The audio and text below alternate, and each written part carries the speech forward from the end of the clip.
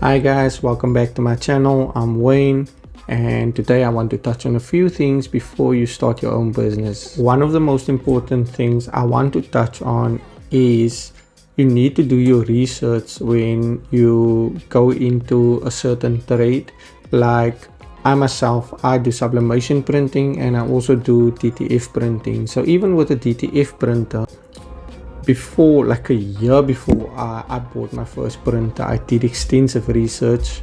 There are groups dedicated to DTF printing, because DTF printing the printer actually tends to give a lot of issues, and the main issue or the main culprit is actually the white ink.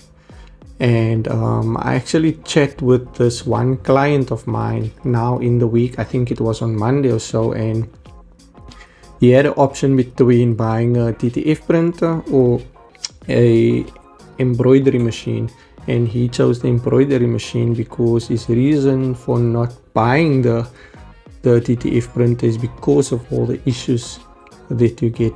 So he's been doing his research. Even with the sublimation printing, I had to do extensive research, and usually with sublimation also it's like the trial and error phase. And one of my main problems is when I bought my first printer, I was in a bit of a rush, and my main supplier, they didn't have ink available, not DTF ink, sublimation ink, and they referred me to a company somewhere in Belleville. I'm not going to name names, but I wasn't a big fan of the ink because I've had issues upon issues, and I've been using their inks like for like more than a year or so. And the thing is, I didn't get any ICC profiles with it. And with this new supplier, and the way I actually found out about them was at one of my other suppliers at MC Thompson. I was chatting to this one with this one guy, and I think I told him I would love to buy a Sawgrass sublimation print, but the ink is very expensive. And he mentioned something about bulk inks, and the ink is compatible, and he's been buying there. He got the Sawgrass and he's been buying there.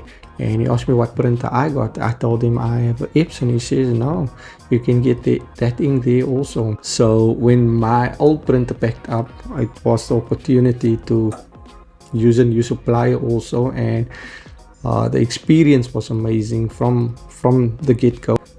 When they sent it to me via Pudo, which is free actually, and they sent my ink, and even before my ink arrived, they sent me color profiles, different color profiles that I can use and test. And